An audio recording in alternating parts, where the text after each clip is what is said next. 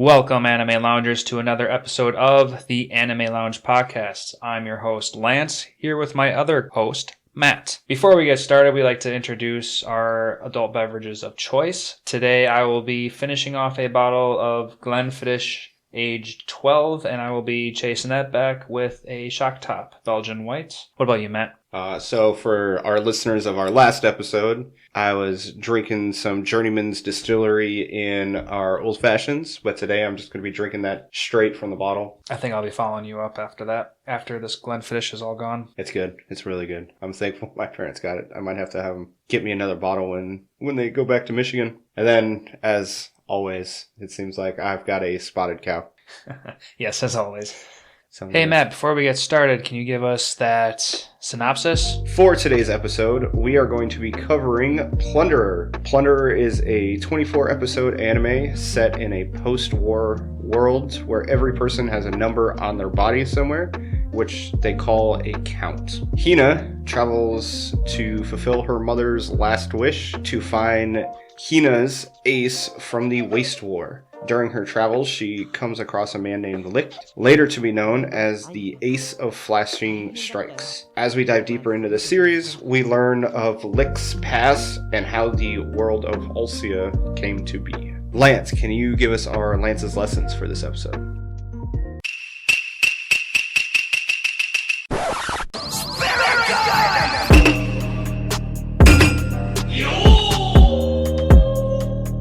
Alright, for today's lesson, we are going to be doing the Japanese word for war. That is senso. That is S-E-N-S-O. And senso is very fitting for today's episode because this entire series takes place around the Waste War and what happens before and after. So yeah, it's a pretty good word. And I guess we can put it pretty useful today because today there's basically a war going on in Ukraine. So that's pretty relevant. Yeah, it's going to be one of those where it's nice to know because you get a lot of anime that war has some sort of cause and effect to what's going on. Main plot points.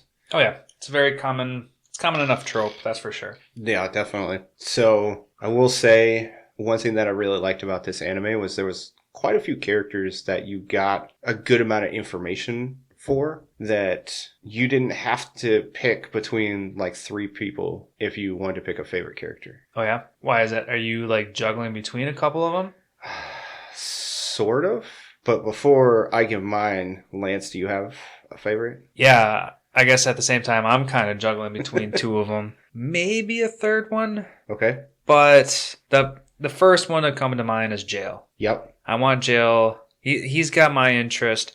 He's got that control over all metal. There was like those two episodes where he made like that metal giant guy, which I thought was pretty sweet. And his convictions overall just adds to his like determination and how powerful he can get. And, as long as his mind is set, then, there really isn't a limit that he can't be stopped at. So I like Jail. What about you, Matt? Yeah, so his Bount controls iron. Mm-hmm. So that's what it was. And yeah, I will say it is between Jail and your atypical main character, Licht. Yeah, and I was juggling between those two as well. Licht is just pretty badass. Yes. Yeah, his flashing strike moves are insane visually. And I mean, if you remember from that mini arc that they have where they go back in time and he literally just walks faster than bullets. Yeah, right? It's crazy that he's getting shot at and he's just like, oh, kind of Matrix, but even faster. Oh, yeah. Yeah, because now he can manipulate these bullets because now he's moving faster than them, which was pretty sweet. Mm-hmm. And even past that, like when he started getting into his rage, mm-hmm. like he would just take a step and all of a sudden those dudes in the black coats would just explode. Yeah, blood everywhere. So I thought that was pretty sweet too. Not that we got to see any kind of like swift action, but just to show that, that supersonic shockwave with each step was enough to kill those guys. So yeah, then in essentially the first fight you see him in, he's walking and he's taking out normal people. Mm-hmm. So he's, as far as compared to a normal person, he could almost be considered OP. But then all the other people that have bounced, which you find out are quite a few people, he's not overly powerful compared to them. The rest of the aces? Well, the aces, and then I mean even Jail, and anybody else who has a bounce. Oh yeah, let's talk about the difference between like the aces and the bounce. You want to continue that one? Yeah, so the biggest difference between the aces and people with bounce are all the aces have essentially they go under a transplant and get some of Schmearman's. Schmearman's? Yeah, there we go. So all the aces go under a transplant and get Schmearman's DNA, blood. They don't really go into it exactly like what they're transplanting, but a part of him in them, and as Nana says, turns him in almost like a wizard. Mm-hmm. And they have bounce essentially as a multiplier to their physical abilities, while Jail per se has a bounce with him in a manner, and that is what gives him his power. So it's kind of Jail gets the ability through a bounce, while Licht gets his abilities enhanced through his bounce. That makes sense? A little bit. So all the aces have this ability, but their bounce gets multiplied or multiplies their ability for them specifically. So Doan has the ability to manipulate gravity, and that's just so he'll have that no matter what happens. And Sonohara has pursuit, so the ace of pursuit. Yeah, and so she uses her ability in bullets, so it's not the guns that are her bound, it's herself that is manipulating the bullets into the pursuit. Okay. So versus like if Jail were to have Sonohara's ability, it would need to be the gun that is his bound versus for Sonohara, which she can just whatever she so chooses to be. So okay. That's a little confusing. It's kind of complicated, but if you think about it, they sort of kind of explain it in the anime. It's just, so let's see, I've watched this, man, I've probably watched this 2 or 3 times now, and then I've read it twice. So, yeah, it's makes life a little bit easier. The way I really took this is that, like, we have our aces, they all have their special powers, and then there was Jail, who for some reason was able to control iron. Yep. And they talk about all the other, like, trying to think. So those 3 individuals that you see at the table next to Alan, they all have different bounce with them as well. So they have bounce, but they're not aces? Yeah, they're not aces. The only aces are the Class 1A. six that you meet, and then there is a 7th that you don't know about yet. Nana talks about it, how there's 7 aces, but the last one, you don't know who that person is. Interesting. It'll be interesting to find out who that last person is. So it's, and they talk about how all I think it's lieutenants are given bounce. They talk about it in, like episode 2, I think. When they first meet them, essentially, is when they talk about it. Yeah, just doing a quick little Google search. I typed in Plunderer aces, and one of the things that popped up is who are the 7 aces of Plunderer, and there's only 6 bullet points. Mm-hmm. Lichtbach, Hina? I don't think so. I think Nana is one. Nana? Nana Bassler. Gaspinet Zerligan. I don't recognize that name. I totally butchered it. Lynn. Okay, those are not. Okay, fuck whoever made this page. This is Lynn and Hina. No. Yeah, no. Lynn is not a. Okay, so. Jail's part of that too. It might as well have just said 7 main characters. Stupid Google. Okay, so here we go. We've got Licht Alexandrioff, who is Lieutenant Alan. And that's Jail's father, right? Jail's father, yep. Doan. Yep.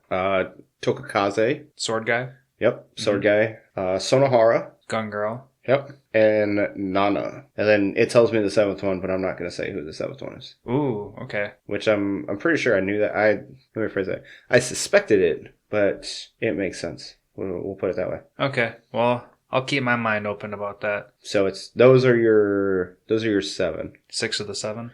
Yes, sorry. 6. Okay, well that's good to know. I mean, we got that kind of figured out. Seeing that we're talking about a couple of them, and you brought up sword ace, Tokakaze. When we went to the arc where they went back in time and they were talking about how they wanted, grandma to survive, so that's why Tokakaze was joining the army, and then Licht / Rahito decided to join the army because he was supposed to bring Tokakaze back home. Yep. Now, they were referring to that woman as both of their grandmother. Mm-hmm. So we know that they're related. Do we know if they're brothers? Do we know if they're cousins? So they do talk about it. I don't know. Let me phrase that. I know from at the very minimum the manga. I don't know. I don't remember if they talk about it in the anime. Yeah, I don't remember the anime saying anything beyond actually their grandmother. They don't. This is going to be a little bit of me reading on ahead as far as they might get into it. They might not.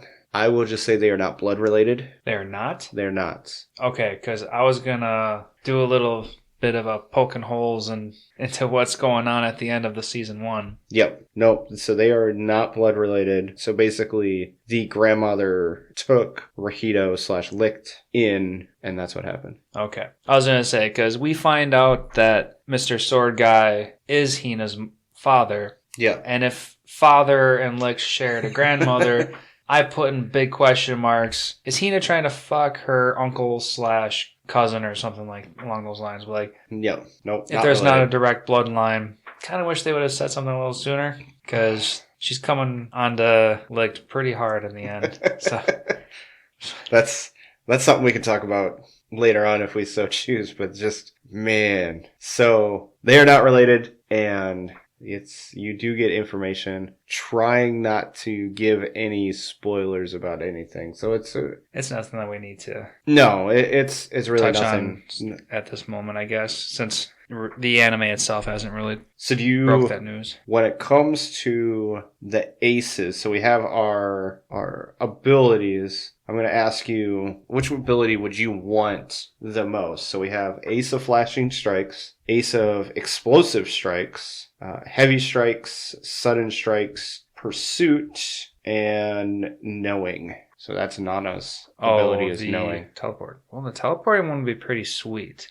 Yes. Well, I'd say more it's like time travel, and then she can see the future. Well, yeah, because she was talking about communicating with herself from the future. Yeah. Which is fucking awesome. You mentioned a couple. Which one was Daddy's fire explosion one? That's explosive. That's explosive? Yep. Okay, so what was the other so you have odd one? Doan's, which is heavy. The heavy?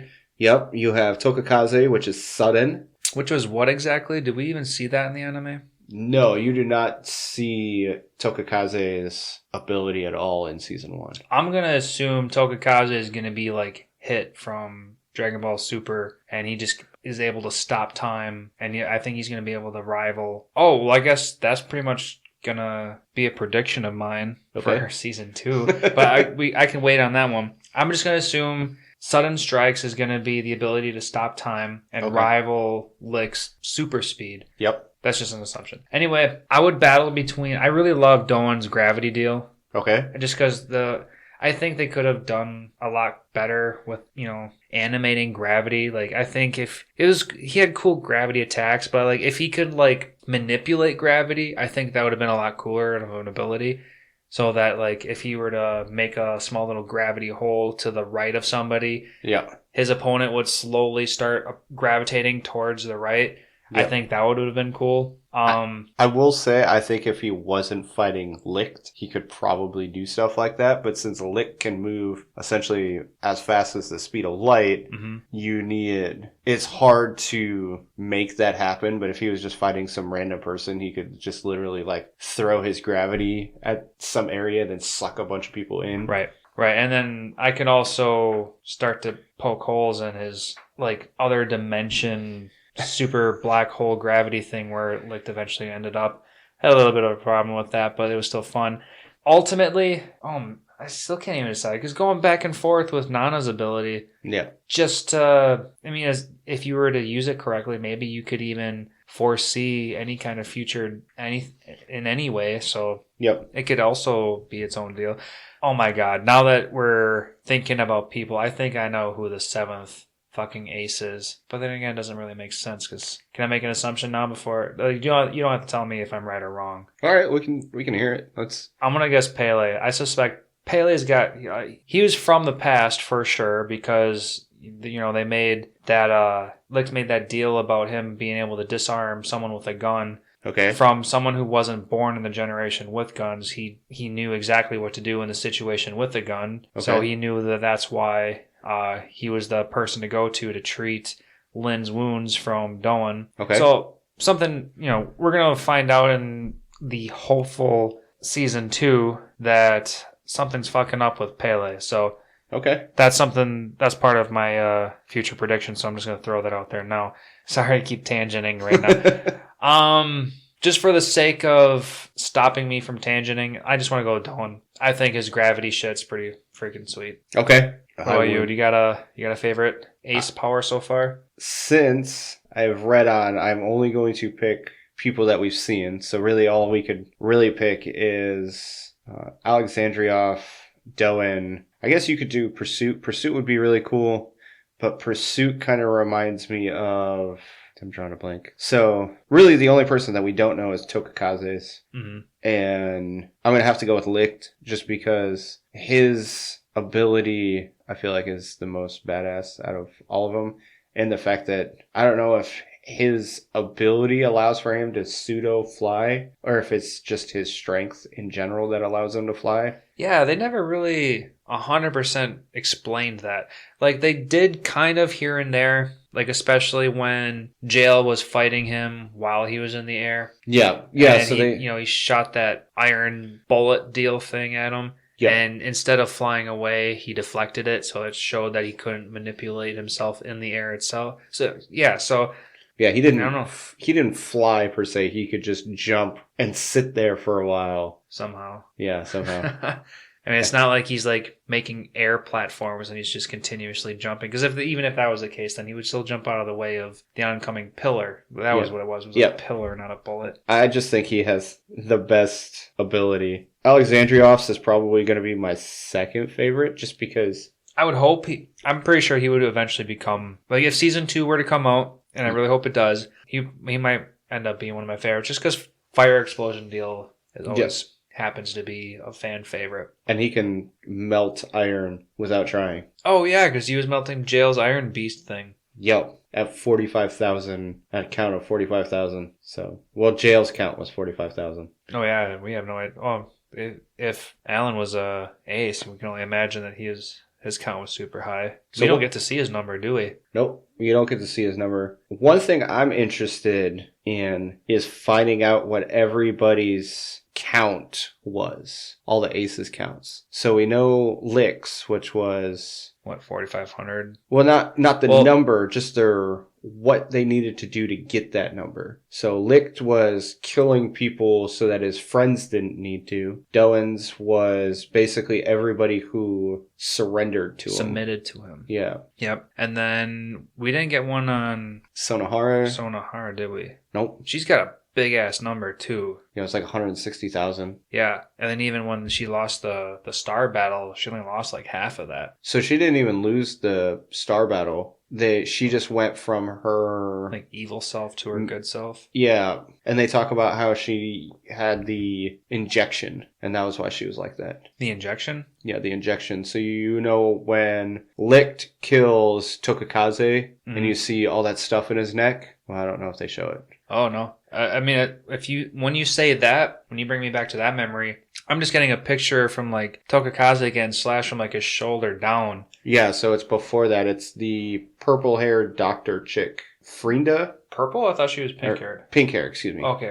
Yeah, Frenda? Frenda, yeah, something like that. I didn't pay too close attention to her. But you did see her 300 years later, right? Like she's still with... She's still there. Yep. Alex, Alan. He goes by both names, right? Alex and Alan. They're the same guy. So Alan is what his name was during the war, and then Alexandrioff is the name post-war. Okay. Is in Alcia. I love that whole putting two and two shit together when they got sent back 300 years ago. Like, you just started putting all the pieces together. Jail's finding out fighting patterns, and then Alan gets that big ass fucking glass shard in his face, and that's how he gets his stupid scar. Yeah, I like how insane. How they put backstories into, or they made a purpose for going back in time more than just being like, well, this is why Licht is so miserable. It's like, oh okay, yes, I got it. So yeah, you get to find out all about Class 1A. We get to find out about Schmerman,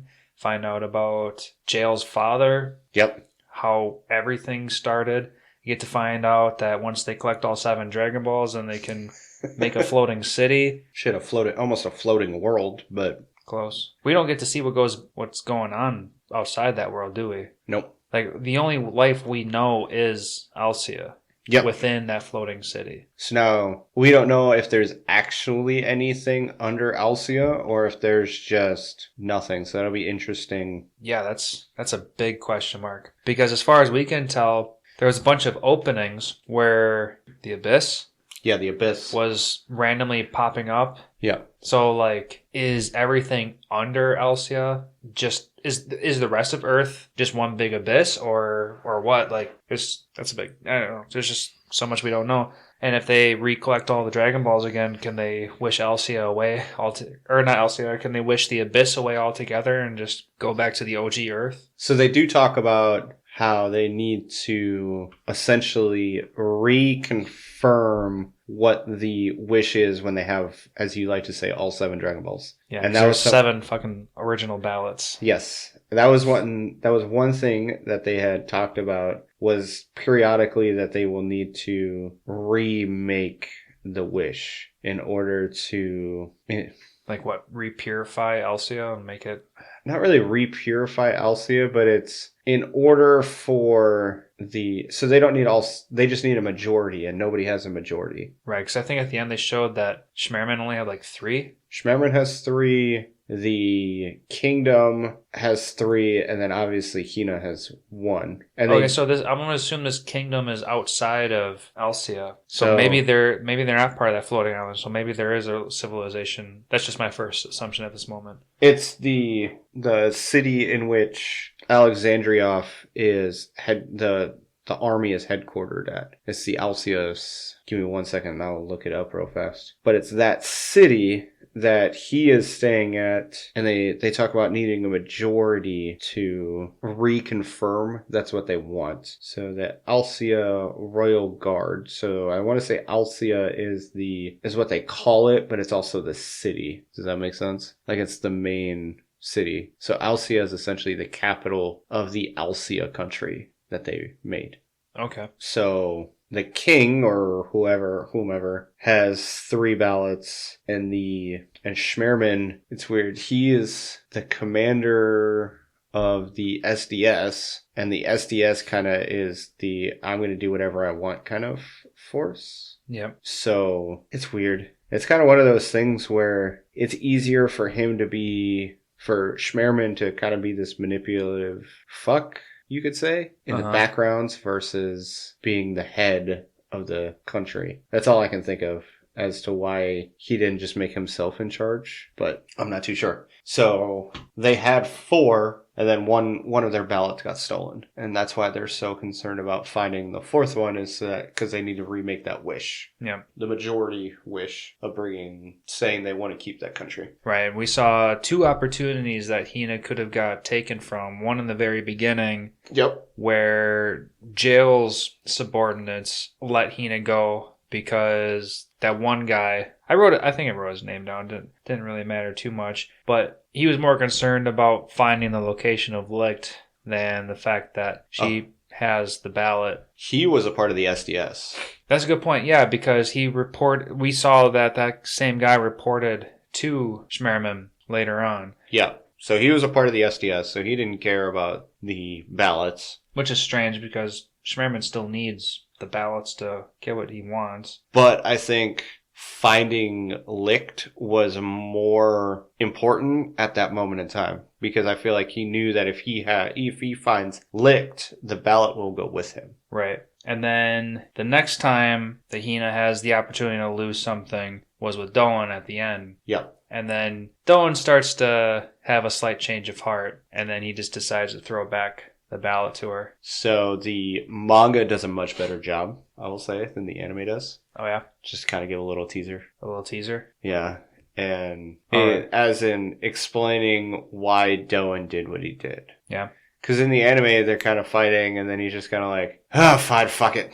And then gives it back to her. Essentially. But yeah, after watching a second time, like, I'm starting to notice that he's still having reservations for wanting to kill Licht, and I'm going to assume that I'm just going to assume he's just trying to, like, get the real Licht out. Like, not the bloodthirsty Licht, but, like, the Licht that he once knew, and try to get him to control everything. So, there are some crazy things that you find out later on in the manga about Doan. Oh, yeah? That I was like, all right, well, you kind of changes how you feel about Doan. If you dislike him, so it's been a while since I've watched the anime, but I'm caught up on the manga. And so after knowing what I know, then rewatching it, I'm like, oh, okay. Those things make sense. And it's kind of, if you get a season 2, just kind of remember Doan's actions. Mm-hmm. And a lot of things will make sense. So I'm really hoping we get a season 2. I am too.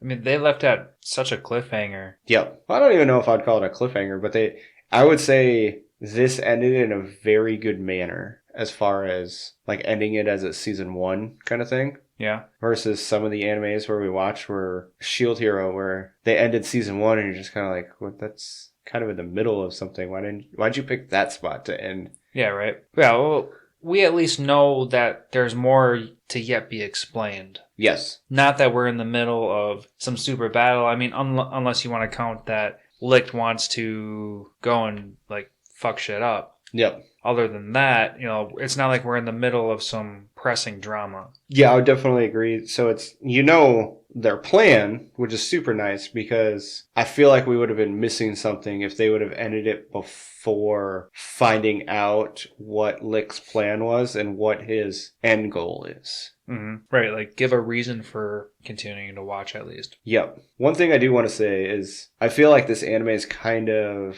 missed. Like there's a lot of people that just, whenever you see people recommending anime shows, like this just isn't one of those that you see getting recommended all the time. Slept on. That was the phrase I was looking for.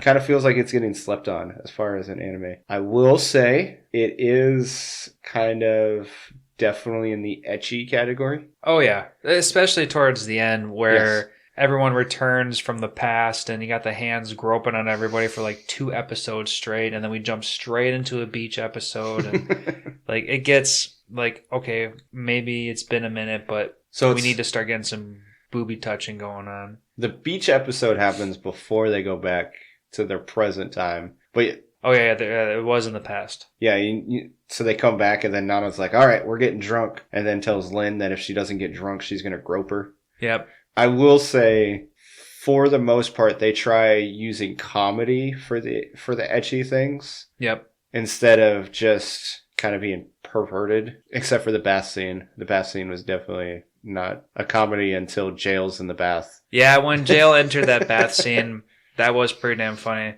Because he was the only one that you could picture being serious enough to like actually do something like that, and then find out he was in the wrong place. Yep. Call in a fatty and then walk out. And then, of course, does the atypical blood spewing out of the nose thing. Like a fucking rocket, and then passing out immediately. He did that a couple of times. That's always funny. I don't know why, but that's one Japanese trope I've never gotten sick of, is guys just spewing blood off of like some ecchi stuff. That was always funny. When it comes to funny stuff, this was probably one of the only anime I kind of appreciated, like joking towards panties for any reason. I don't know why. Like this one I gave the pass for, but every time they joked about Lynn's panties, like everyone can see them, and today it's white, and like all those side comments, those always made me laugh. Yeah, the green grocer girl, the one that had it was like some sort of vegetable that she was on sale today. Oh man, I always know it too. But yeah, it's like a crunchy, almost celery like white carrot looking thing. Yep. And damn it, I feel bad. I don't know the name off my head. She's trying to tell, she's like, she should wear more mature underwear. It's like, all right, well, I guess that's what you're going to do then. When Lynn gets all excited because the school uniforms, she gets like an inch more skirt than her. Oh, no, it wasn't even an inch. Hold on. It was 5 centimeters. Oh, yeah, right. Episode 13, I put, quote, hike up your skirt. Your happiness annoys me. And she went from going in the past to gaining 5 centimeters to her skirt to losing 6 centimeters. So now she's a whole centimeter shorter than what she used to be. There's so many one-liners that are in here that are just... I mean, half of them to me were about, like, calling Lynn fat or something along those lines. Like, yeah. Obviously, it's not okay to call someone fat, but, like, this anime was playful enough to make it okay. Yeah, they were just trying to be playful about it. And then you've got the same few one-liners and all the other parts in it where... trying to think. There was the whole Hina telling Lick that, all right, let's go make babies now. That was so strange. Like, she went from like 0 to 60. I think she went from 0 to 100. Like, she just went way off the deep end. And then when Rahito's like, it was towards the end, and she's like, oh no, my mom said whenever I find somebody I love, just have a baby. And it's like, whoa. Yeah, and like she basically admitted to like trapping him. That was funny. But it's okay. They love each other. So, and that's what they want for each other. In that case, it's okay. It's just, there's a lot of one-liners. Like when Lick saves Lynn the first time. It's like, I know exactly what you're going to say. Yep, go ahead and say it. Just calling her heavy. It's like, you're so heavy, you should lose a few pounds. And then...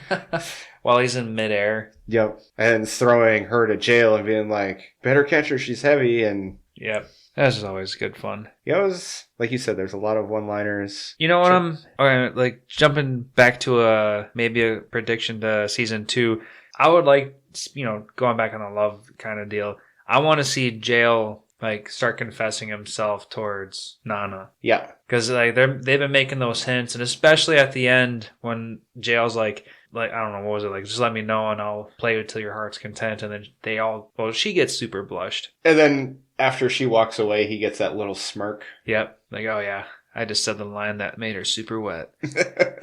Yeah, so I expect something out of those two. Yeah, I'm hoping that in season 2 you at least get a little something more. Right. Like they don't have to be like a super clingy kind of thing, but like, just that they end up together would be good enough or compatible of some sorts. I will say I like that they have a love triangle basically through the first 2/3 of the series. Yep. Basically into the last 2 episodes. Sort of, but Lynn knows that Licht doesn't actually love her. Uh-huh. And Hina and... like, you can always tell that Hina and Licht are going to be together. And it was nice that, he actually confesses his feelings towards her and they don't just kind of, like, draw it on. Right. So that we can expect that season 2 is not going to be a... kind of like a romance season. No, the term for...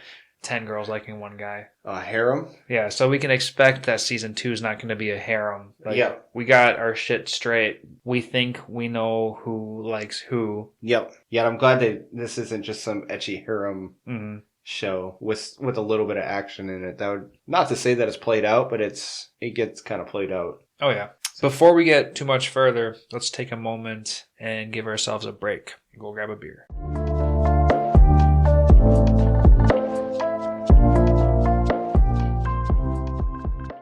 Hey, what's up? Tate Norman here. I'm the co-host of Drunken Ship Podcast. Join me, Jordan, and Brian as we discuss nerd culture. From the hottest video game coverage to upcoming movies, we got you covered. There's also episodes where it's simply just for laughs. They're the most important part of this podcast for you to have fun.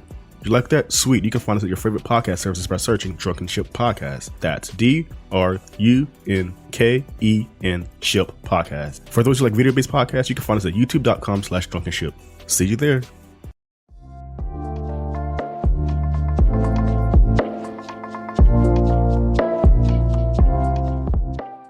And now that we're back from our beer run, one thing that I really liked about this show was it has a lot of memorable fight scenes. Lance, do you have a favorite fight? Yeah, one of my favorite fight scenes was back in the beginning of the series when Licht and Jail first started fighting each other. Okay. And we got to start seeing all of everybody's awesome abilities start to come into light. Like, we got to see Licht with his speed. We got to see Jail with his iron pillar deal. And I really liked how Jail was trying to, like, block all of the... He's trying to block everyone outside of that pillar circle that he made from seeing his true abilities, because that's when we found out that he was hiding his true count. Yep. So I thought that was super cool that, you know, no one else could see on the inside. And we got to see how strong he really was. And even though he proved that he was multiple times stronger than what he originally was showing, Licht was still defending himself just fine. Yep. And of course, later in the series, we find out that he's insanely stronger than all of that, whatever. But that's when we get to find out some sweet-ass abilities. And that's when I feel that the series itself started to truly take off. Yeah, I can see that. And just to kind of go back to what you were saying about the fight, it's like Licht really wasn't even trying. And you see that because he saves Lin he gets to Lin significantly faster than Jail does. And Jail's like, they're so far away from each other that Jail can't pursue Licht after he gives Lin to him. Right. So it's just... He's just sitting there playing with him the entire time. Yep. Just playing the damsel in distress, essentially. So yeah, Licht was really funny in all those aspects. Yes. Yeah, I would agree. You got a favorite fight scene? So, I don't even know if I'd call it a fight scene, but my most memorable series of events for a fight was when Licht gets that, I guess you could call it bloodlust kind of thing, where he just goes insane. Yep. When he's fighting Sonohara? Yeah, and he just obliterates everybody. Yep. Before you can even see it. Yeah, that's when I was talking about, like, the supersonic steps that were, like, just what? Yeah, that supersonic step that he has where it's just almost like, I guess you could call it flash of lightning, and just there in an instant, and then it's gone. And just, it's the first true moment you got to see his power. Like his true power. Yeah. Like we saw some of his true power. Yeah. But then, you know, just like Sonohara, like he has this dark evil side that like multiplies his power. Yeah. And then I guess now that I'm saying that out loud, I kind of expect every ace to have a dark power that multiplies them like that. So I don't know if all of them are going to get that, only because they were talking about how Licht got more of Schmerman's DNA than what they normally would have prescribed to their aces. So I feel like he can truly tap into it without that injection. But then when he gets the injection, he turns into that he just kills everybody around him kind of thing. Right, because they were talking about, like, essentially, I don't remember exact word they used, but it was essentially a bloodlust. Like, Schmerman had this, like, I don't want to say a tendency, but, like, he had this drive to, like, his killing intent just came out, and that was full out given to Licht, and he turned him. Yeah, and it'll be interesting to see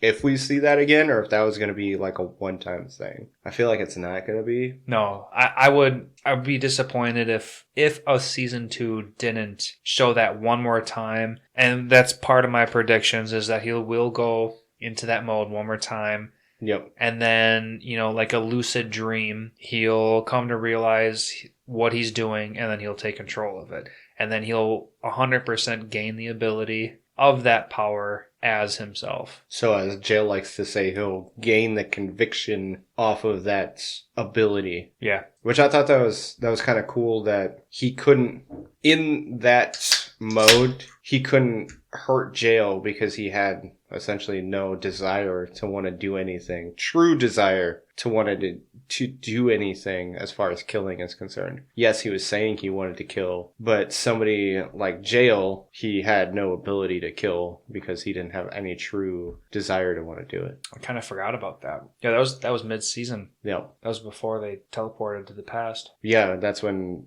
Jail used his like 1x1 square to block the blade. I love that. That precision of just like such minute energy, but super precise. No. That was so perfect. I love that so much. It's kind of a big old fuck you to Licht at that point. It's like, Mhm. this is all I need to stop you. Yeah, exactly. And I'm interested to see some other ballots. Like, that's something I'm looking forward to for season 2, is seeing if that we see any other abilities, which we kind of got a glimpse from those 3 commanders, I think is what they are. Something along those lines. I mean, they had some kind of title, like what one. They almost seemed like they had the basic abilities, like what, fire, water, and Thunder, I think. electricity. Yeah. Yeah. Which led me to one of my next questions, maybe even / predictions, is they started talking about those pills. Yep. And how they were better than, the surgery itself, because they can turn anybody into an ace. Yep. So now we can start expecting that there's going to be pseudo aces out there, and I'm going to assume those 3 are part of the pseudo aces, and maybe we'll even find out that jail, like that you said, what was that term you gave them? Like that we got aces and then we have ballot holders. That's a good point. Yeah, so I mean, Hina's a ballot holder, but we don't have any abilities yet. I was going to say maybe Jail was given a pseudo pill when he was a child and he formed this ability. I don't know. That was just something I just kind of came up on the fly. Yep. But regardless of that, I just want to see, okay, they gave the introduction of these pills and we have seen absolutely nothing come of them. Yep. So now I want to see what the hell these are all about. And obviously they have to be a huge portion of the next season, because there's going to be a small group of fake aces that our heroes are going to have to go up against. That's my expectation. That's one of my predictions. So I will say it's not anything from the anime, but it's something that I've read on that is a very good idea. Now, if they play it in season 2 will be the question. I'm assuming they will. But that thought is definitely something to keep in mind. Okay. And it's going to play a part. It'll be looking forward to seeing how they animate it. Okay, well, while we're still on this vein, I want to say my last prediction. Okay. And that's going to be that Hina's father, the ace of Tokakaze. Yeah, Tokakaze, the sword dude, the ace of what? Sudden strikes, is it? Yes. The dude that Rahito cut down. Yep. I think he's not officially dead. Okay. Because at the end of episode 24, we see that Class 1A is still alive. Yep. Also, side branch, I think all of Class 1A has taken the pills. I think they're all going to be pseudo aces. Okay. So that's just a side note. But I think that Hina's dad is still alive. Okay. And we're going to see him be a brainwashed boss. That's where I want to take this next season. Okay, so you think he is with Schmierman? Uh-huh. Wherever he is hiding at or located at? Just some secret tool. Yeah. And it's gonna, now that Hina and Licht have confessed to each other about how much they love each other, now they're both gonna see that he's alive, and they're gonna be emotional, and they're gonna let their guards down, and they're gonna get fucked up, and I can just see that. I can just see all that happening. Now, if it doesn't happen, then I expect to be wowed. Because I think my idea is pretty cool, but also at the same time bullshit, because, everybody's with the assumption that he's dead. But, anime logic. So anything happens. Anime logic. So, man, those are some awesome concepts you got there. One thing, I wonder how old Hina is. She's underage. She's under 18. But I'm only saying that because you know what? I can't even say that because it's not like this was like an X-rated anime, so they weren't showing nipples to begin with. Yeah. But she was less produced, so I don't know. Oh, I mean, maybe that was just just her body type. They just picked that to be her body type. Right. Every anime has it. You got the petite, small ones. You got the skinny. Again, I want to say less produced, but that's not fair. But that's petite is a good way to say it. Right. Okay, so we got the taller petite, we got the shorter petite, and then we have the ones with the badongadonks and mommy milkers that just have everything for days. Nana, holy shit, her tits are huge. They have no problem showing those off. Well, that and Lantz. Lantz too, yeah. Especially in the end when she asked Sonohara to try on that bikini and she comes back like all depressed because she's got all the perfect curves and she's just sitting there pudgy. And then she's doing a slow walk and her boobs are just bouncing everywhere. And then Nana's like, welcome back, Pudgy. And then Pele's always calling her any name of that, even though he's confessed to her like 2.5 times. In his mind, he's just teasing her. But yeah, because he can't truly... He can't admit it because at that point, she is in love with Licht. Pudding. Yes, Mr. Pudding. And God, I just want to know what the hell is going on with Pele. Okay. That's probably one of the biggest reasons I want to see season 2. Yeah, there's a huge... As far as cliffhangers are concerned for this show, that is a huge cliffhanger because they're like, I know you're something. He fucking knows something. And that's why I suspect him to be the 7th ace. And then he's like, well, how did you know? It's like, well, you reacted this way. And because that happened, oh man, that happened towards the beginning too. Yeah, probably. just after, before they even teleported. Yep. Yeah, because that was after the helicopter showed up. All the black coats came. Sonohara showed. That was after the first fight with Jail. Oh, yeah. I mean, let me go back to my notes. Yeah, even episode 10. Episode 10 is when Sonohara makes her first appearance. So that's the first half of the show right there. But to go back to my original question, it's just how old is Hina? Because I have a feeling that Tokakaze has been dead for a while. As far as we know, he died like 300 years ago. Yeah. And then... So how... Yeah, because if... Exactly. Yeah. So if Tokakaze is Hina's dad... Yep. And she's, looking in the Japanese world, she's probably between 14, 16. That's pretty average for their main character girly ages. Shit. Even if we said she was 18 to 20, she's still like 200 plus years beyond what Tokakaze was supposed to die. Yeah. So it's how... Yeah, there's zero explanation for... what is going on with Hina. Yeah. Okay, so I guess that even further solidifies my prediction that he's going to come back and he's not really dead and he's going to be some kind of boss. Okay. For a moment. And then he's going to break free and he's like, oh, you're my daughter. You're my best friend. Let's go attack Schmerman.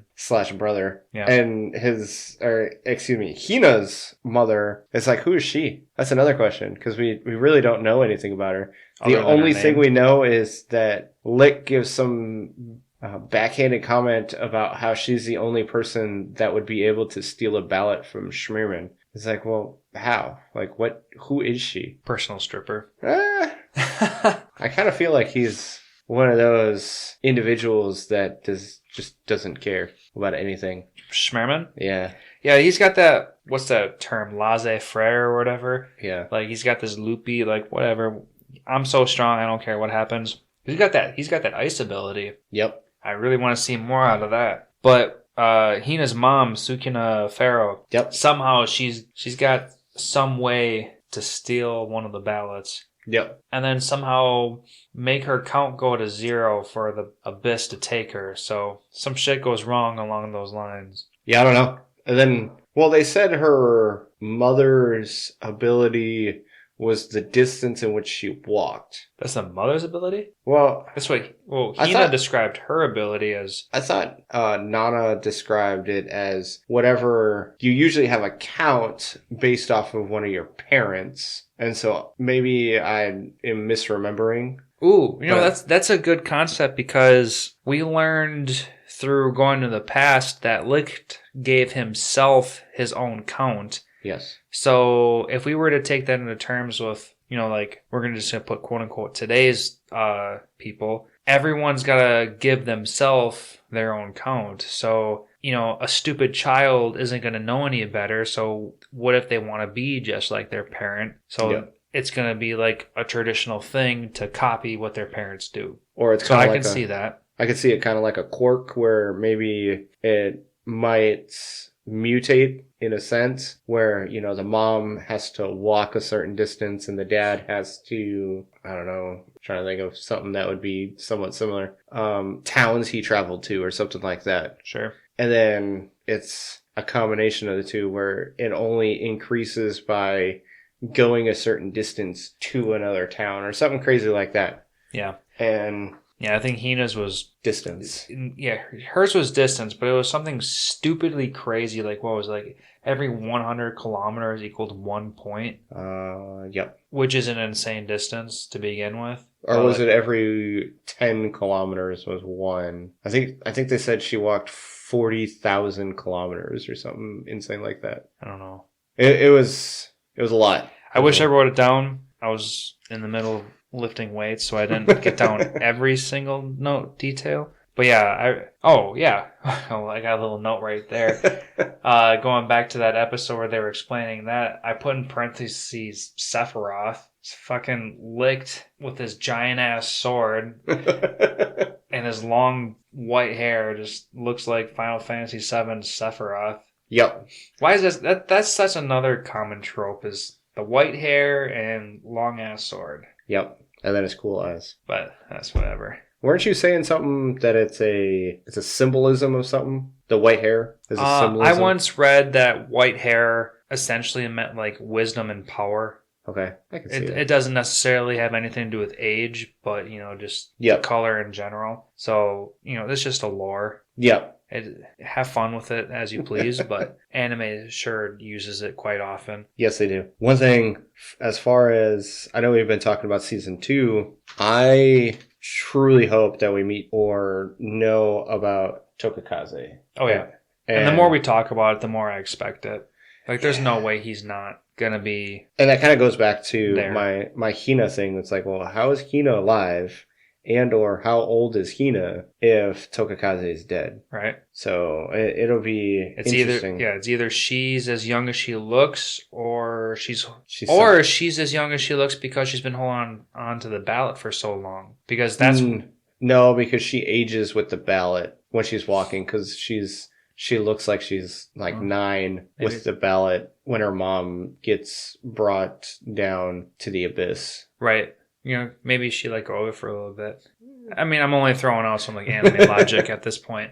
But I'm only, at the same time, I'm saying that because we see that Licht has his personal count, like negative 101, 102 or whatever. 1,001. It's 1,001. It was 1,000? Okay, it was 1,000. And do you remember what the count was? Which count? Do you remember what his count was for on his hand? For being rejected by girls? Yeah. So he's been rejected by that many girls in 300 years.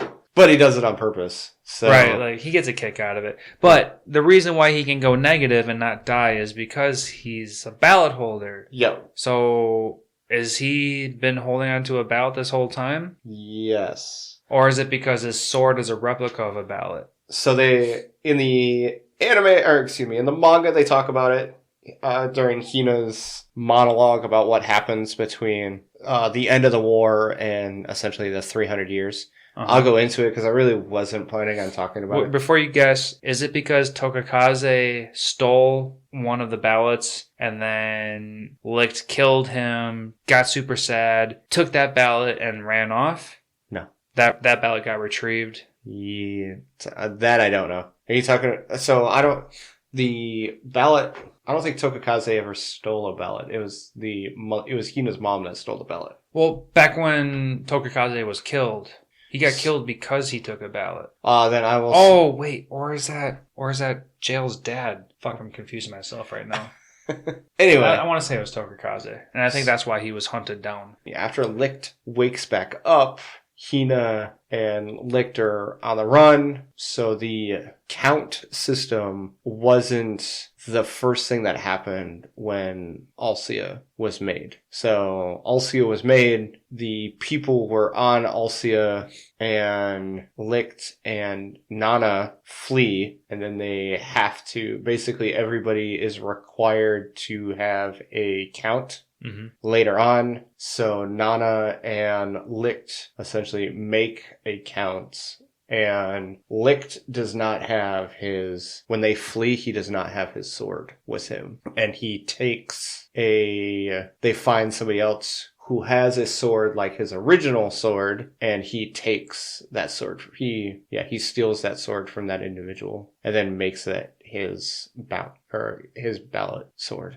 Okay, so are you saying That the sword we see in the anime is not the original sword he received 300 years ago? Correct. Very interesting. And I'm trying to think, there was more to it, but I don't remember. That was the biggest thing, is that That means he killed 5,700 people with that sword itself. that is saying that was what his count was for that sword, because he can choose whatever he wants to make the count to be. Or is that because when he goes into his darker self, he throws on an extra 0 at the end, and that's what his true count is? I don't know.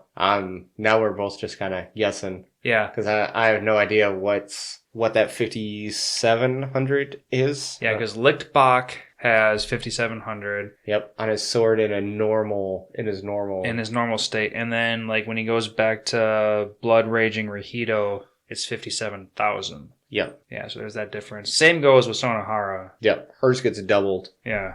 Hers goes from like 16,000 to, well, it's more than doubled. Well, I think it's 320,000. in episode 9, I put Mizuka, which is Sonohara's last name, at 32,000. Yeah. Which I think is her evil side? Yep. Yeah, so her evil side is 32,000, and then as soon as she's defeated, she drops down to like 16,000 or something. Yeah, like, it's in half. Yeah, like, that's as much as I can say. And then that's when we find out that there's, those split personalities. Yep. Which I want more information on, because both of them have that deal. Mm-hmm. Which makes me suspect that everyone has it, but we'll see. Doan might just always be that way. I can see Doan being that, because he's not part of Class 1A, and he's always been that piece of shit asshole who's wanting to be on top. Yep, and his number was like 116,000 or something like that. Nope. Doan's count is 12,254. Okay. And it threw me off a couple times because sometimes his jacket is covering some numbers. Yep. So I thought his number kept changing. So I'm like, well, oh my God, was he sitting at 22,000, whatever? Like, no. In episode 20, you get a clear-ass picture that his count is 12,254. Okay. So I guess we'll see what happens from that. I had another question. Yes. So our main crew got sent back in time. Yep. To try to change the past to make sure that they can potentially change Rihito's future. Now, we got to see a bunch of shit go down, and things got all messed up, and a group of, 5 or 6 get sent back to the past. I think it was like 6. I don't want to count it all right now. I feel too lazy. But 6 people get sent back to the past to fuck up that timeline. All right, we're going to count it out. All right, we're going to do Lin Pele. We got Jail. We got Lin. Wait, you said Lin. Sorry. So Pele, Lin, Jail, Hina, and that's it. Yeah. Yeah, okay, so I guess it's those 4. Okay, so 4 people get sent back to the past, essentially to fuck up the past, which...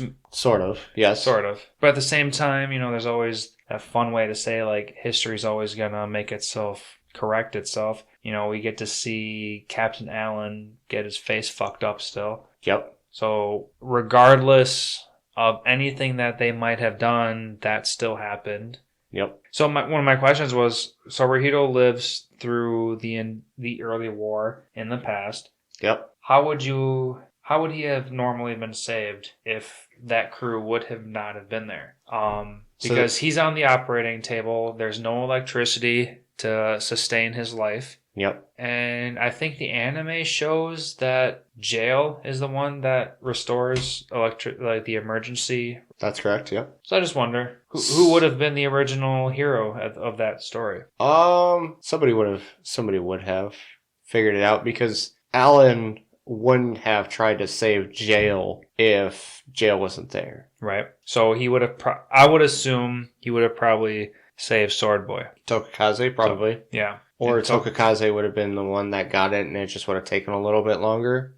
Like, not much longer, but a little bit longer. What if Doan was the original hero? Doan could have been the original hero. Sonohara, I feel like it would have been one of those, like Tokakaze or Doan. Right. Yeah. Between those two is what I would say. Yep. And as far as going back in time, they had talked about trying to save, in this case, Rahito, but in order to save him, they would essentially have to sacrifice themselves. And they didn't want sacrifice themselves and sacrifice everybody in Ulcia just to make sure that Rahito didn't change, so they couldn't do it. Right. And then you find out that figured that wasn't going to happen, and all she wanted was the explanation, or not the explanation. She wanted them to see why he is the way he is with his own eyes, or with their own eyes. Right. Ooh, another prediction. Season 2, Nana's going to die because of her count.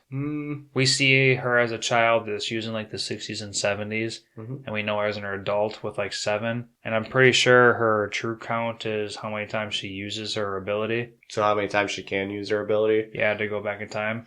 Kind of like, oh man, what's that girl's name? The helicopter girl. Pelmo. Oh, from, what was it, like episode 6? The one who...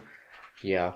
Yeah, Pelmo. The one who wanted to learn how to fly, and she had the blueprints, and she was ready to. And every time she failed, or every time she didn't achieve her dream, her count went down, and it started at like 10 or something, or 6. That's when it started out. Something bad. Like she was destined to fail. Yep. And the one time she was going to make it, the fucking army showed up. Yep.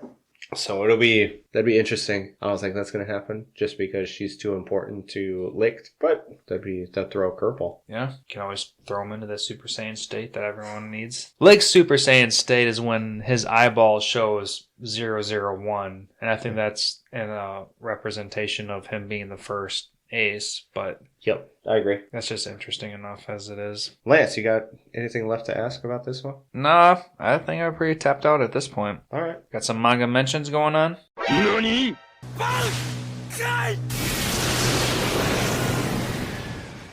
I will say that this is probably, as far as individual chapters are concerned, this was one of the longer ones. Every chapter was anywhere from 30, I think I saw 32 pages to 70 some pages. This is significantly longer compared to your typical shonen. And how many chapters covered season 1? This one went through the beginning of chapter 37. So if you're going to read this from the end of season 1, start at chapter 37. Okay, so we got, let's just make like a nice round number, like 37 times 50 pages. And that's how many pages you went through? About 1,850 pages. Jesus. It's a good thing I like reading mangas. Yeah, good thing we're dedicated and love anime. Yes.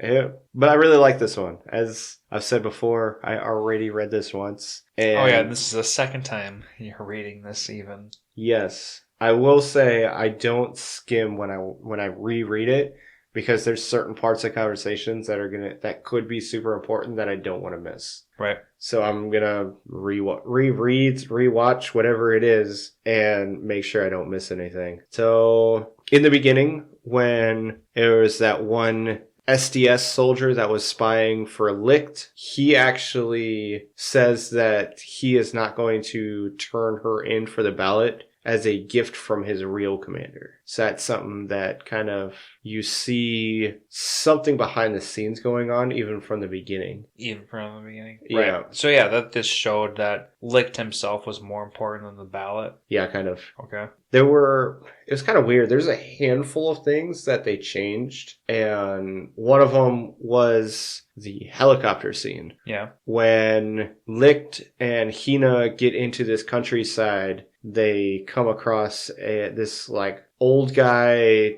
telling whom you find out is Pelmo that she is going to marry him because he has a higher number than her, and basically like trying to grab her and take her away to marry him. Oh, very interesting concept. That can be a total like rape society kind of thing. Yeah, in a sense, you could see some of that stuff. So, or just forced marriages of things. Right. In that manner. So Licht and Hina break up the fights. So then Pelmo shows Licht the plane kind of as she talks about having this gut feeling, and she always trusts her gut feeling because it's always right kind of thing. So she believes that showing them the plane will be beneficial towards her. Mm-hmm. And then Licht goes into this kind of spiel Licht doesn't go into that spiel about flying being a crime. He just kind of like sits there and talks about the plane. So Licht gives, if you're remembering from the beginning, Licht kind of acts like he doesn't know anything about the world. Yep. And so in the anime, he does kind of give off that vibe like he knows more than he's leading on, and in the manga he's acts oblivious. So then what Lick does do in the anime and the manga is he fixes the plane to help it fly. But one thing that happens is that when Pelmo brings the airplane outside, you see that old perverted dude that was trying to force Pelmo to go with him and 2 military soldiers. So that's when Licht destroys the plane. It wasn't a group of them. It was that old man and then two military members. When they get there, they're like, we were told there was a plane. Everybody says, well, we don't see a plane. There's nothing here. And that old guy must be lying. And they kind of get on him about it. Yeah. So let's see. Episode 7 is filler. The entire episode is filler. The food war. Yep. Where Lin and Hina make food for Licht, which is absolute bullshit. Yep. And then Jail essentially interrupts it, and then I said Nina stops the fight. Nana stops the fight. Yeah. Okay, Nana. so there's the food war. And then Nana stops Jail from creating a disaster mid-city. Yep. So that doesn't happen. It doesn't happen at all. One thing that's crazy is if you remember from the helicopter / demon at this point, Licht gets up to the helicopter. He finally gets up to the helicopter. And then he doesn't fight it and gets blown away. So the reason why he doesn't attack the helicopter, you actually see in the manga. And it's because there's this 7-year-old kid getting forced to fly the helicopter. And Licht can't kill kids. So... that makes so much more sense. Because what I took from the anime was that Sonohara was the driver of the helicopter. Yeah. And that was something I wanted to bring up earlier. It's it made no sense. Why? Well, first of all, if Licht is if Licht is faster than the speed of light, why did he need to bounce off of all these fucking obstacles just to reach the helicopter to begin with? And 2, why did he not attack the helicopter when he had perfect opportunity to? Yeah. So that's why I thought that Sonohara was there, because he saw a familiar face. Yeah. But now you're telling us that there was a child, for some fucking reason, flying this helicopter from the abyss. Yeah. Well, now I want to know what the hell is going on with his child. And the abyss. And how this helicopter came out of the abyss and Yep. blah, blah, blah. There's so much that needs to be explained in this next season. Yep. I mean, we saw that, if you're telling us that you saw a child in this helicopter, I would like to see a flashback in the anime that would explain why he didn't attack the helicopter. That'd be pretty freaking sweet. I always like flashbacks like that. This is the prime example of why we are doing this. Exactly. Why I'm taking all this time to read the mangas, because all this information. Yeah, there's gaps. Yep. And that's why we explain both sides. Yep. So also, Lick does not get his berserk mode from touching the all thing. He gets it from blood. Yeah. So when Hina goes and tries to attack all thing, when Pelmo... Hina attacks all thing? Well, hands? Not really attacks all thing. So when Hina goes and tries to get Pelmo from falling into the abyss. Yeah. And she gets her hand cut. And that's the first time you see Licht get the 001 in his eye. And he covers it up. He kind of calms down. And then he gets attacked. When he attacks all thing again, when he attacks all thing at that town, he is not getting that crazy 001. It's all the blood that he sees from all the villagers dying. That's what's making him go.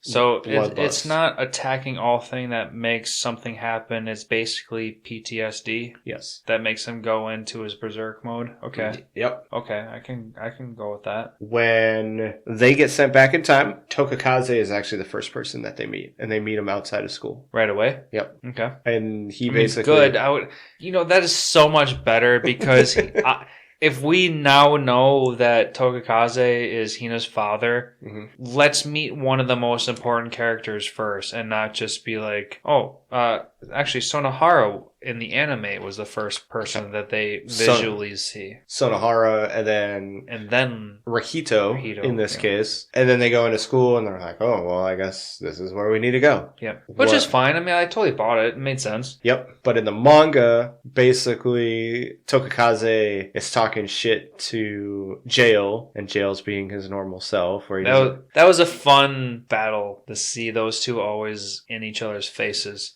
Yep. I really appreciate it. I always love a good rivalry. And this actually helps produce the rivalry versus them just like, we have similar personalities. I don't like you. Okay. Oh, so now we can start talking about multiverses where shit's always happened and there's never been a true beginning. I don't know exactly how to explain what I'm saying, but like if they've gone into the past once, then it's always happened forever and forever. Yeah. So that's why it is what it is. And Nana asking them to go into the past to change the past never comes to fruit because that's just always the plan. Yeah, it's kind of like one of those things where you don't need to go back in time to tell yourself that you've built a time machine. You just already know, kind of thing. It's like, or it's automatically going to happen. Yep. But then Alan is the one that actually tells them to go into the school, that the ceremonies, the opening ceremony or whatever you want to call it. The indoctrination? I don't remember what they call it. No, but that sounds religious. Well, no, it's not that's not religious. Well, the word I said. Indoctrination, yeah, no, that's what they do in military, is to help you, like, everybody kind of think the same way. Yeah. But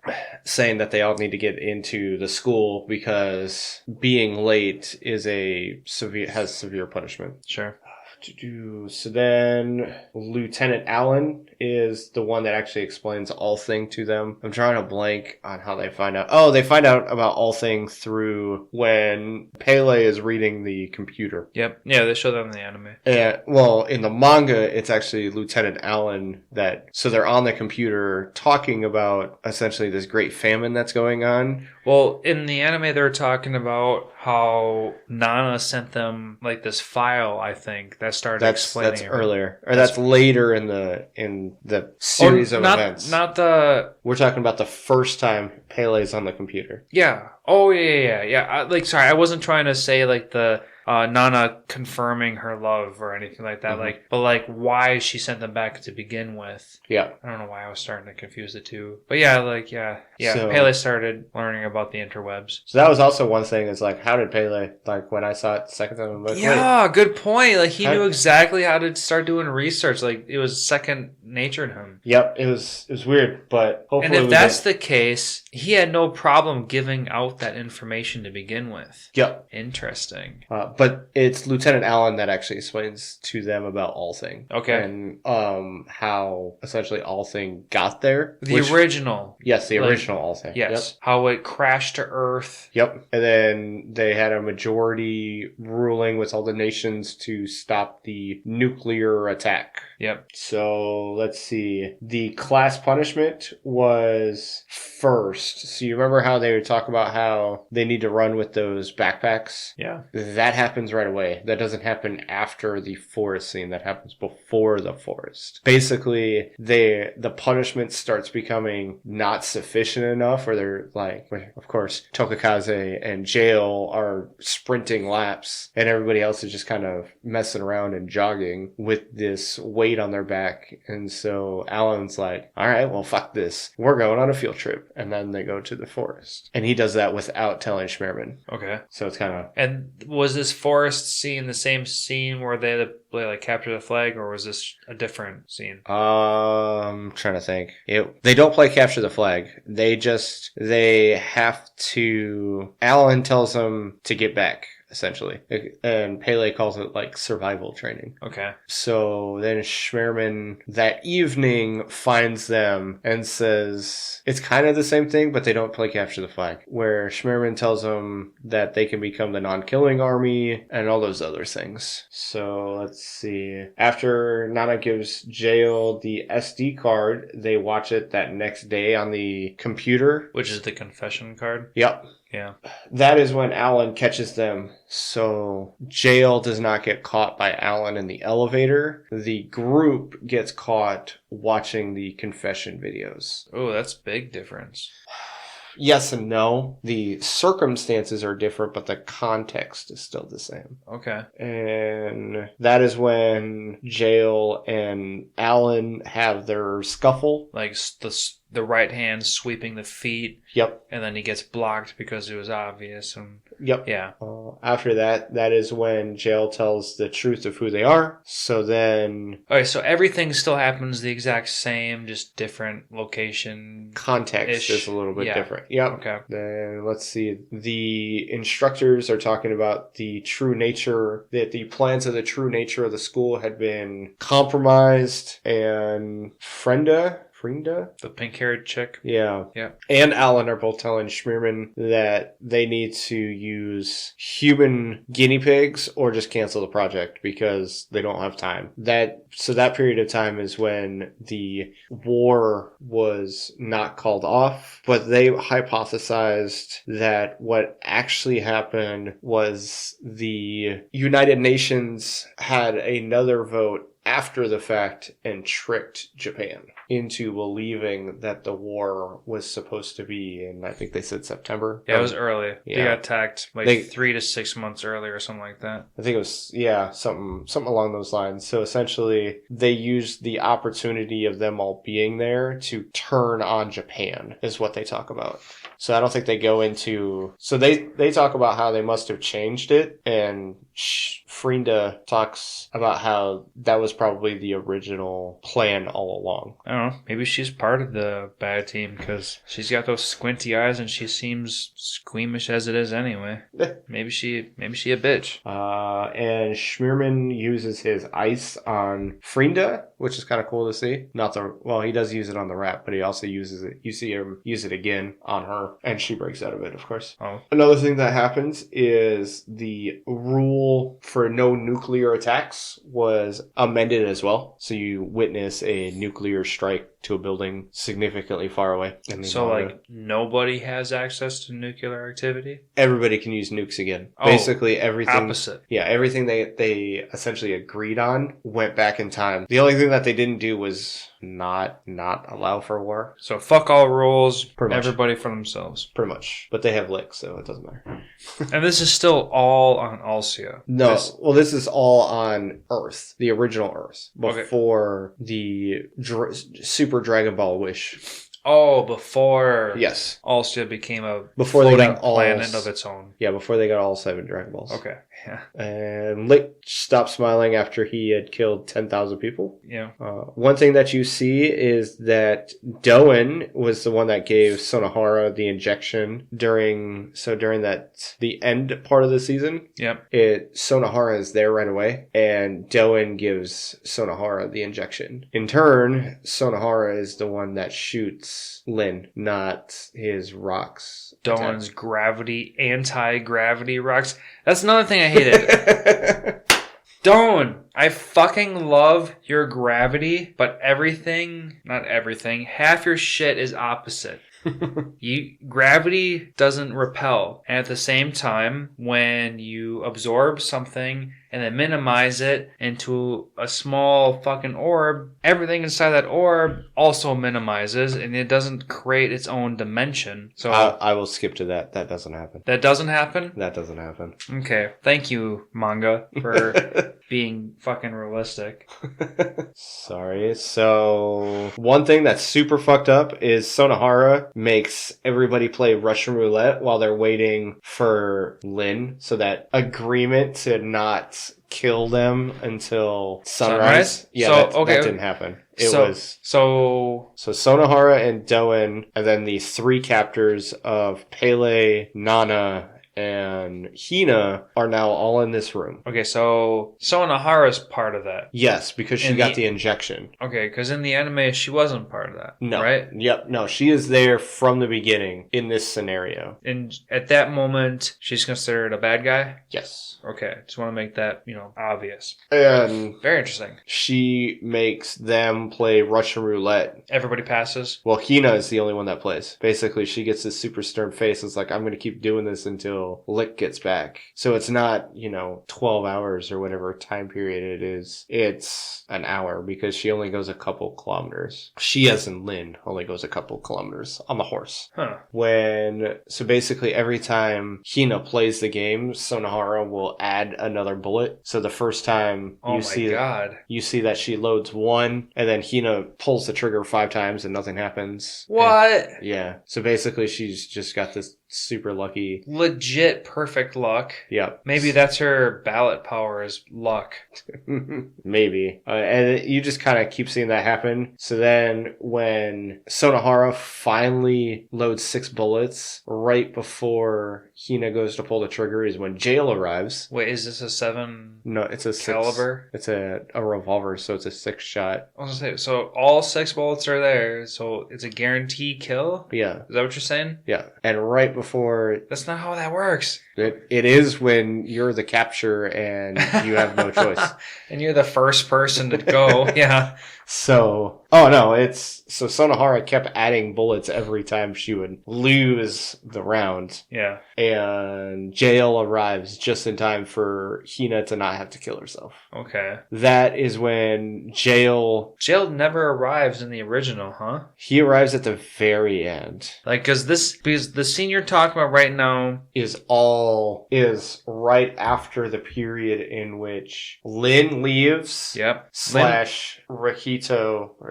Licht is coming back. It's in that time period. Wait. Lynn leaves to go get Licht. Yeah, so they officially meet each other. And then before Licht gets back to the fight with Doen. Okay, so in the anime, Licht arrives, stops everything, and then Jail eventually shows up, right? Yep. After Licht gets out of the prison, I think is what it is. Like the gravity prison. Yeah, there it is. But in the manga...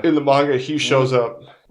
Jail's there before Licht shows up. Yes, because Licht goes to the hospital, kind of the treatment facility, because he believes that Jail will be there in time. Okay. Because he says, I don't need to go save Hina and the others because he will, implying that Jail will. Because I told... Holy shit, that sounds so familiar. Like, I think I've heard that line before. Yeah, so it's when Licht is leaving and Jail is on the tree and he's like, I'm immune to poisons because of my conviction or something like that. Or I'm immune to His conviction is immune to everything. Yeah, come on.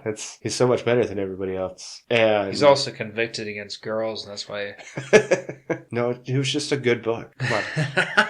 Yeah, fighting and...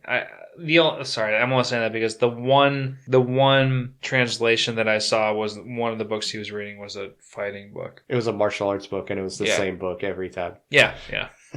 It's on the same page. Pretty much. But Jail tells Licht to save him himself. Yep. And I love that about him. Yeah. Jail always like, fucking solve your own problems. Come like back to me when you're nice and wet. It's not my problem, it's your problem. Exactly. All right. So... Sorry I keep making things dirty. Licht brings Lynn to the hospital and then goes to Doen, where Doen, Sonohara, and all the others are. The fight with Doen is way less dramatic. They don't use their abilities at all. It's basically like a hand-to-hand combat. Does Doen not use the gravity tornado? No, he doesn't do any gravity stuff. Fucking loved that gravity tornado. Like, I thought that was so creatively, stupidly awesome. I loved all of that. And it was not in the manga at all. Oh.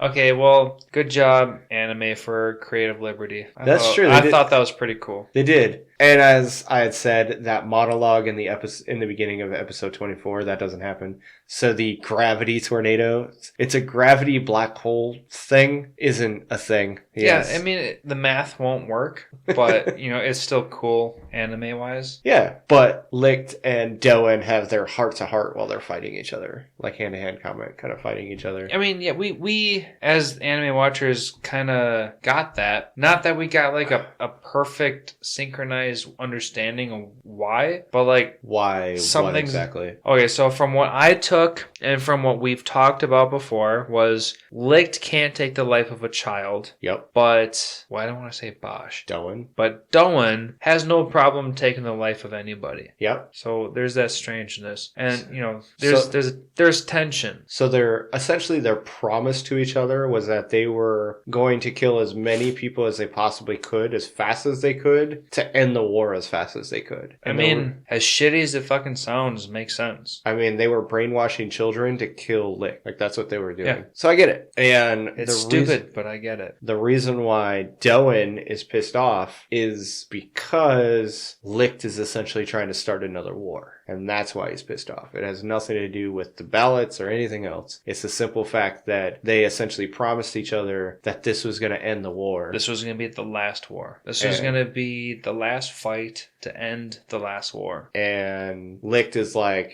we can't do this. We're essentially killing and plundering people in order to survive. And we can't live this life this way. And Doan's like, fuck it, all right, do whatever you want, and just walks away. Yeah. So it's, in Jail's terms, his conviction was stronger than Doan's. Yeah. One thing that you find out is that sister grocer chick with the massive sales on vegetables. Yes. Thanks. She was recognized by Jail because she was a military member for Alexandrioff. So she was one of Alan's right-hand man, or women. Interesting. And we don't know why. Basically... Maybe that's why she's so freakishly fast. Maybe. And she apparently has an ability to tell the future because she knew that... Lynn was in trouble days before it actually happened. Oh, I thought you were going to say, like, all of a sudden there's going to be a shortage of carrots. So all of a sudden, carrots are on sale. Buy my fucking carrots.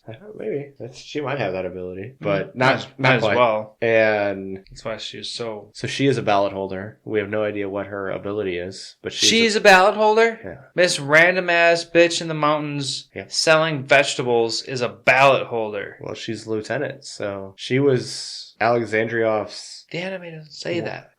Boy. The anime doesn't even hint at that, other than her freakish speed that they might as well have joked about. They kind of did joke about it. It was 100%. It was 100% joke. Even Lynn joked about it. She was chasing her with groceries in her hands. Yeah. This fucking bitch is a ballot holder? Holy shit. So who knows? Maybe we'll find out about her in season 2. God, fuck, I want a season 2. One hilarious thing is one of the censoring they do in the manga is that they'll use like miniature Hinas to cover herself. Herself? Yeah. It's just like miniature, basically chibi Hinas. Yeah. That's funny. And so in the end of episode 24, where they interrupt Hina essentially pinning Licht to a tree. Yep. While she's half naked and he's half naked. So in the manga, it is in a different location in where this happens. Okay. He is going to the bathroom and... so he's already half pantsless. Yeah, he's and basically they just do a black blob over where his penis would be. Oh, not a chibi Hina? No, just a black blob, and you see like his arm holding himself. Yeah. As he's trying to pee. And he's like, why do you have to follow me here? And Hina says, well, my mom told me that when men go to the bathroom is when they're the most defenseless. So another fucked up thing her mom tells her, I guess. Oh, good job. Sukuna. Yes. Good job, Sukuna. So then, I mean, the same series of events happens where she's trying to persuade him to have her babies. And then, of course, Hina is touching herself against Licht as everybody goes to the bathroom is like, oh, well, I guess we don't have anything to tell you. Licht's like, no, I want to hear it. And that's when they have that conversation about what they're going to do next. So they get interrupted in the bathroom, not in the middle of the woods. So I thought that was funny. I'll have to show you I'm pretty sure I took a screenshot of the censoring of Hina. I'll show it to you. It's hilarious. So yeah, that is everything as far as the manga is concerned. Again, if you're going to start reading this from the end of season 1, start on chapter 37 because you're going to get a little bit of, I think it's like 10 chapter, or excuse me, 15 pages in from the 50 or so pages that chapter 17 is. Or excuse me, 50 or so pages in from what chapter 37 is. Okay. So there's a good amount of, I wouldn't even really call it a good amount of changes, but there's a somewhat decent amount of changes, but there's nothing too crazy, nothing too drastic besides I'd say the biggest change was the Tokakaze and jail interaction. First interaction. Yeah, and even that was essentially nothing. Yep. Because it all still ends out the same. Yep, exactly. So it's not like they had some big interaction and like, boom, I cut out your arm and now you're armless. Something super stupid like that. Like, that changes the complete story. That's just me being stupid. And, I mean, now you know episode 7 that frustrated you is filler, so... That's totally fine, because episode 7 was boring as fuck as it was. Yeah, episode 7 was probably the worst episode of the season. I think as far as we've been doing our anime podcast, there hasn't been that many like fillers, but like now that you bring it up, this episode 7 with Cooking for Licked 100% was the worst filler episode. I mean, like, you can't compare this to like Dragon Ball Z or like Black Clover filler, but like, yeah, that was 100% filler. At least there's only one episode instead of like 5 or something crazy like that. Right. But yeah, shit happens. That's everything I've got as far as the manga mentions is concerned. All right. Well, guests, thank you for listening to another episode of the Anime Lounge podcast. Like, share, and follow all of our content. If you are listening to us on platforms such as Spotify, please right now give us that 5-star rating so that you make us a more qualified station to listen to and get our content out there. It would be a huge help. Otherwise, we'll see you next time. Later, guys.